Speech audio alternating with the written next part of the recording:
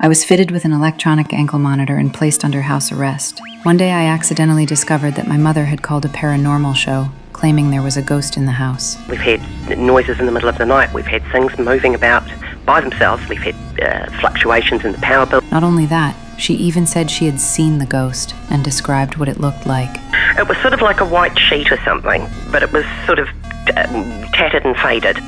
I was speechless after hearing this. I just thought my mother was being too superstitious. But that very night, I was awakened by an eerie ringing sound. Following the sound, I went down to the basement, but as soon as I stepped down the stairs, the lights suddenly went out. At the same time, the ringing stopped, so I quickly found an emergency light but didn't discover anything unusual. Just then, the electronic ankle monitor suddenly sounded an alarm. I looked down. Then my mother and I called the police and explained what had just happened, but after checking around, he found nothing abnormal. After that, the ghost became even more brazen. It actually possessed a teddy bear. I punched the teddy bear down hard. Stop tickling. Then I went crazy, slamming it with a drawer, but it could still talk.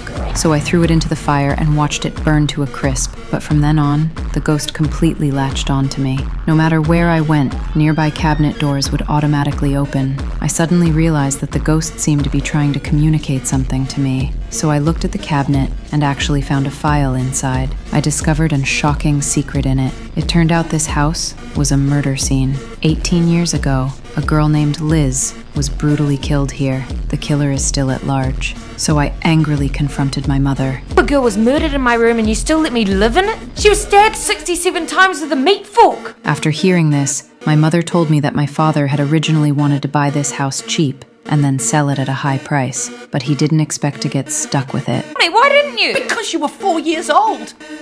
And by the time you were old enough to know the truth, you never wanted to speak to me anyway. With no other choice, I called the family together to discuss what to do. But just as my uncle was about to speak, the lights suddenly went out. A white sheet appeared next to my uncle. When the lights came back on, my uncle had been pierced through the palm by a coat hanger. I realized I couldn't just sit there and do nothing anymore, so I found a police officer. After learning about the situation, he analyzed that the ghost might need help, so I could only force myself to overcome my fear and go down to the basement to try to summon the ghost. You know what, Lizzie, if you got something to say to me, you could just fucking say it.